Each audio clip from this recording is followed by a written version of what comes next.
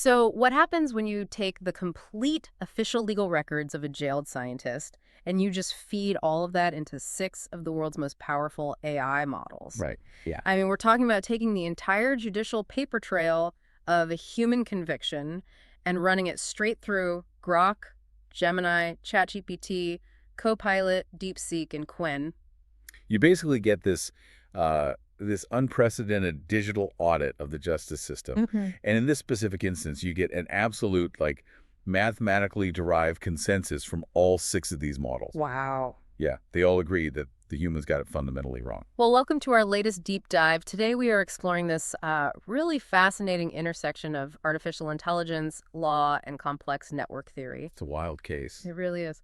So the subject of this multi-model AI audit is Dr. Chen Jingyuan. He's a physics PhD, a complex systems researcher, and he was sentenced to 20 months in prison for a charge that's known as picking quarrels and provoking trouble. Right, which is quite a name for a charge.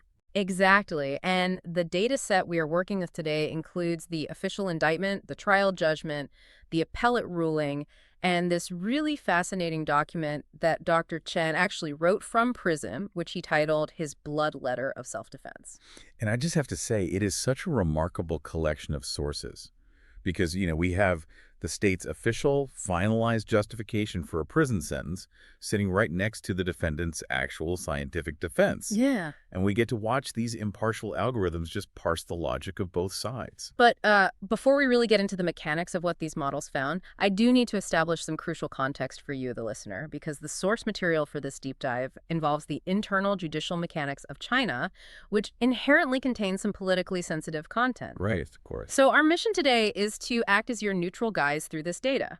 We are going to impartially report on the contents of these legal documents and strictly examine how these six AI models analyze the logic within them. We are not endorsing any political viewpoints. Our goal is just to unpack the sheer mechanics of this case and really see what it reveals about AI's emerging ability to stress test human institutions.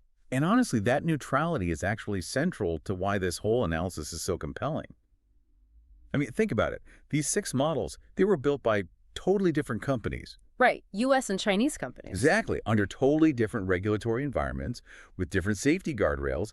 Yet, when they were tasked with evaluating the anatomy of what legal scholars call a pocket crime, A pocket crime, yeah. which is basically a statutory charge defined so broadly that authorities can just stuff almost any behavior into its pocket, right? Well, all six models converged on the exact same structural flaws. That is wild. So let's look at the raw inputs first. What actually triggered this 20-month prison sentence for Dr. Chen? Yeah, let's get into the timeline.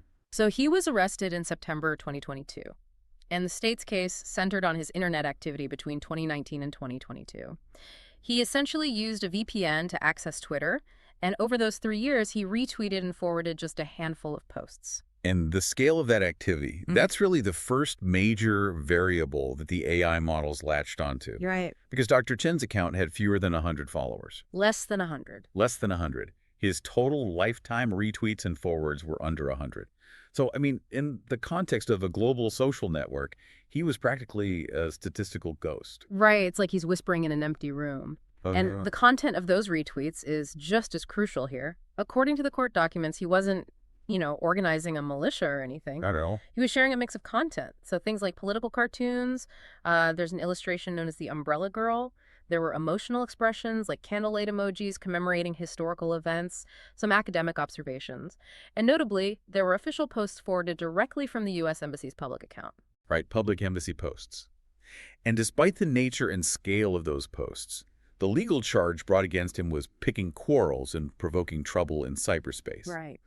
Now, under the specific statutory interpretations applied by the court, securing a conviction for this requires proving two very strict, distinct elements. Okay. What are they? First, the defendant has to be actively spreading false information. And second, that dissemination must directly cause serious public disorder. Okay, so let's unpack this, because I want to look closely at how the AI models just completely dismantled the first requirement, the false information part. Yeah, this is fascinating. Because a layperson might think, well, the state didn't like what he posted, so they called it false. Yeah. But an LLM, it doesn't process information emotionally, it processes semantic relationships. Exactly. So when DeepSeek and Copilot analyzed the indictment, they didn't make a political judgment, they made a categorical one. Right. They identified this severe classification error by the prosecution because legally and linguistically, false information or a rumor, it has to be a verifiable empirical claim. Right, like saying the sky is green. Exactly. And AI understands that you cannot objectively prove or disprove a political cartoon. You just can't verify the truth of an emotional candlelight picture or a subjective diplomatic stance from a foreign embassy. Because the very framework of a fact doesn't even apply to an illustration. Exactly. Charging someone with spreading a fake fact when they posted a drawing, it's a category error. It's almost like citing someone for speeding just because their car is painted red. The two concepts just don't map to each other. That's a great way to put it. And the models highlighted that the prosecution completely bypassed the evidentiary burden of proving the information was factually false. They just substituted a political label for a legal fact. Wow. And when the AIs moved to the second requirement, The serious public disorder part. right, they found a similar void. The prosecution provided absolutely zero metrics. No data on how a retweet reached the broader public, no evidence of offline incidents, no server disruptions, nothing. Which brings up this massive logical gap, right? Because if the mathematical reality of his network influence was that infinitesimally small, and there was zero physical evidence of disorder, the substantive charge falls apart completely. Totally collapses. So how does a human judge bridge that gap to secure a guilty verdict? And this is where the source material introduces the court's reliance on what the AIs flagged as the PhD fallacy. Ah, yes, the PhD fallacy. So in criminal law, you must prove subjective intent. You have to demonstrate that the defendant actively knew the information was false and spread it with the explicit intention of causing harm. Right. But the court lacked any text messages, emails, or confessions indicating Dr. Chen had malicious intent. No. So they actually leveraged his demographic profile against him. Yeah, the official argument in the judgment was literally this, and this is mind-blowing because Dr. Chen is a highly educated PhD. He should be able to distinguish right from wrong.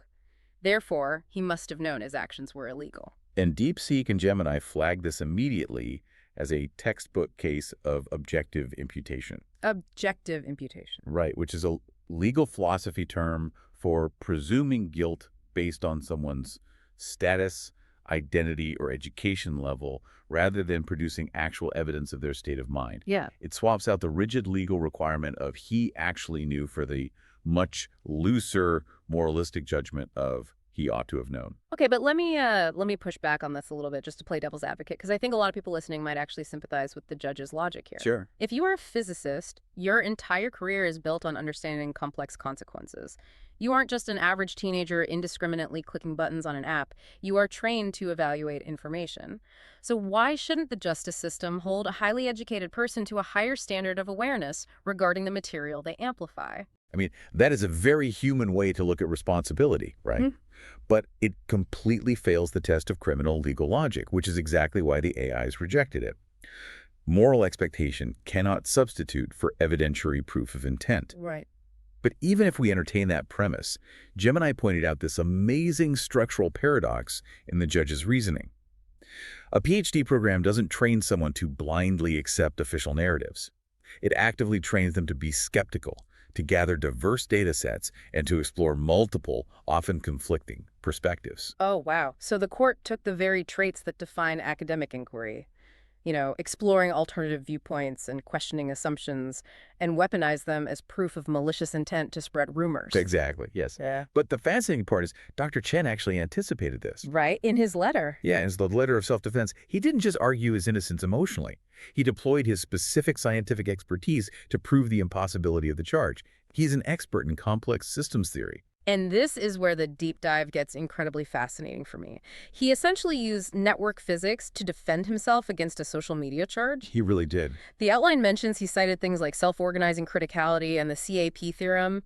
How did he actually map complex network theory to a legal defense? I mean, how does that work? So he used it to mathematically disprove intent. Self-organizing criticality studies how complex systems, like think of a sand pile or a power grid. Okay, a sand pile. Right, they reach a threshold where a tiny perturbation can cause a massive cascade or an avalanche. And Dr. Chen argued that a social network operates on similar principles.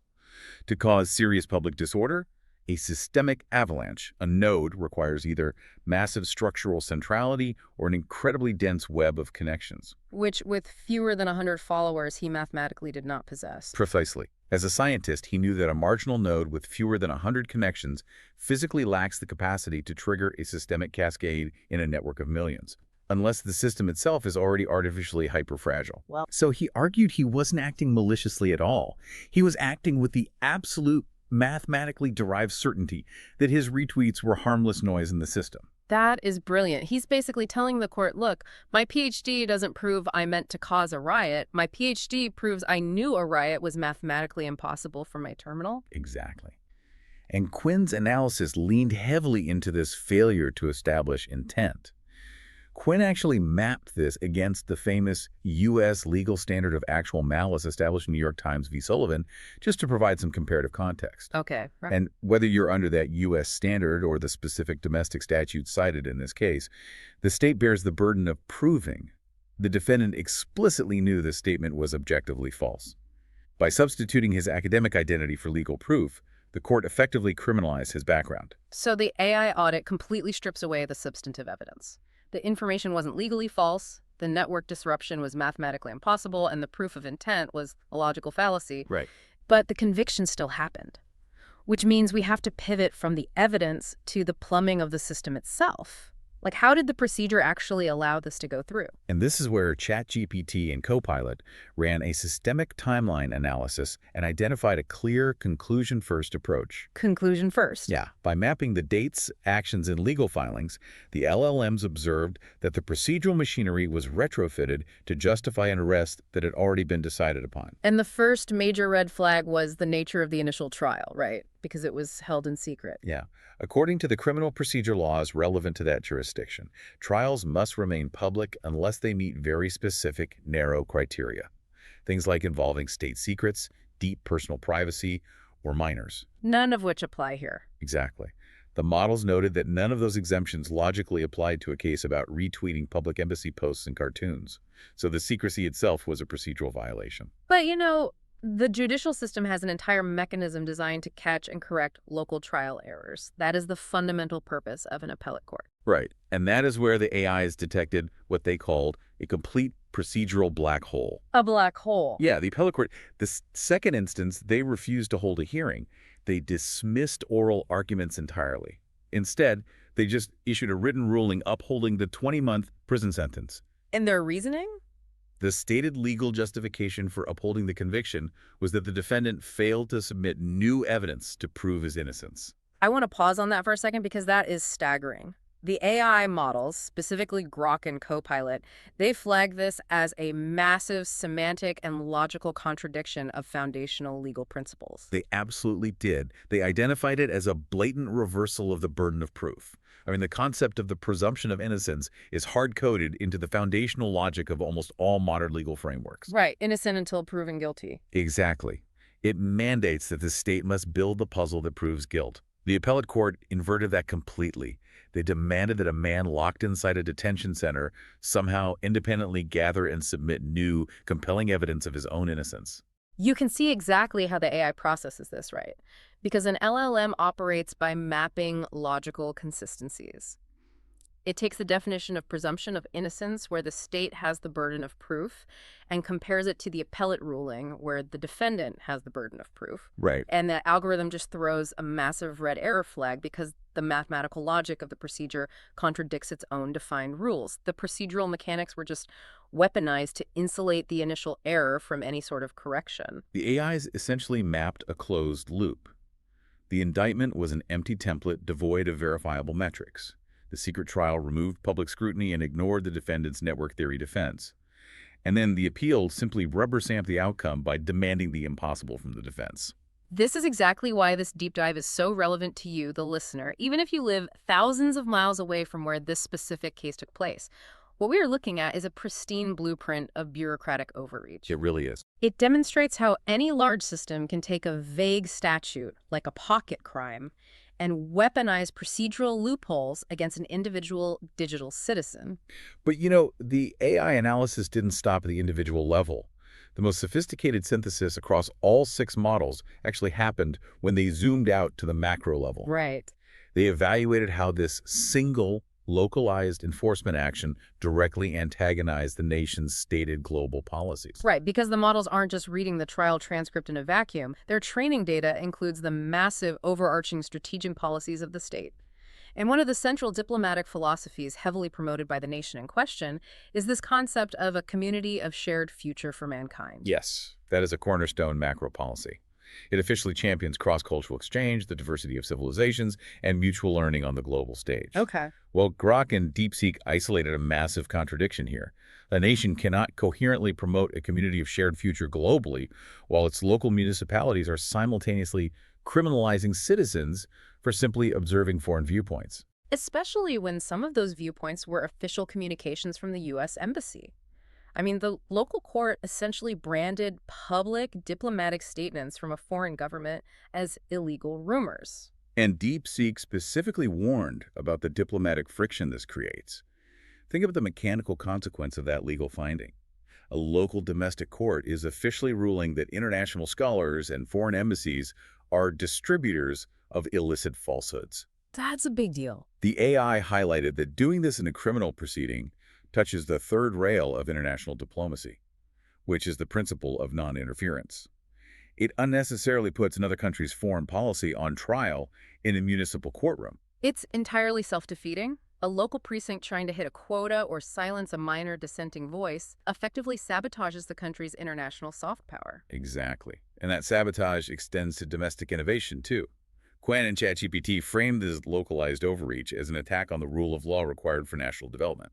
Well, if a state wants a booming tech sector, advanced physics research, and AI dominance, it requires an environment of ideological emancipation and robust academic debate. Right, you cannot build a thriving, innovative, complex system if the nodes within that system, the scientists, the engineers, the thinkers, are terrified of being thrown in a cage just for exploring foreign perspectives. The models universally agreed on this spillover effect.